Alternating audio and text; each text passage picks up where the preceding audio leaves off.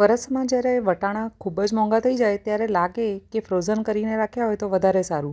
પણ ફ્રોઝન કરેલા વટાણા શું તમારા બગડી જાય છે અથવા તો ફ્રોઝન કરેલાની વાસ મારે છે? તો આજની આ રીતે તમે વટાણા સ્ટોર કરીને રાખો, તમારા વટાણા આખું વરસ એવા ને એવા જ રહેશે. જેના માટે સારી ક્વોલિટીના વટાણા લઈ અને મોટા મોટા દાણા અને નાના વટાણા છૂટા પાડવાના છે. હવે મોટા વટાણા છે એને ઉકળતા પાણીમાં આ રીતે નાખી એની અંદર 1 ચમચી જેટલી ખાંડ નાખી દઈશું. ખાંડ નાખવાથી કલર બી સારો રહેશે અને મીઠાશ પણ સારી આવશે વટાણામાં. આ રીતે ઉપર વટાણા આવી જાય પાણી ઉપર એટલે એને પાણીમાંથી નીકાળી અને ઠંડા પાણીમાં નાખી દેવાના છે.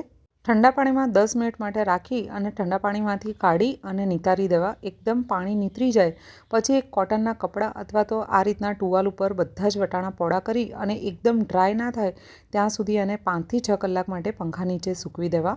વટાણા એકદમ સૂકા પડી જાય પછી આ રીતની નાની નાની ઝીપ બેગમાં એને પેક કરીને રાખવા, જેથી કરીને વટાણા થોડા થોડા કરીને વાપરો તો પણ બહાર કાઢો તો વટાણા બગડે નહીં. અને આ રીતે ભરતી વખતે ઝીપ બેગમાંથી બધી જ એર કાઢી દેવી અને પછી પેક કરીને મૂકવા.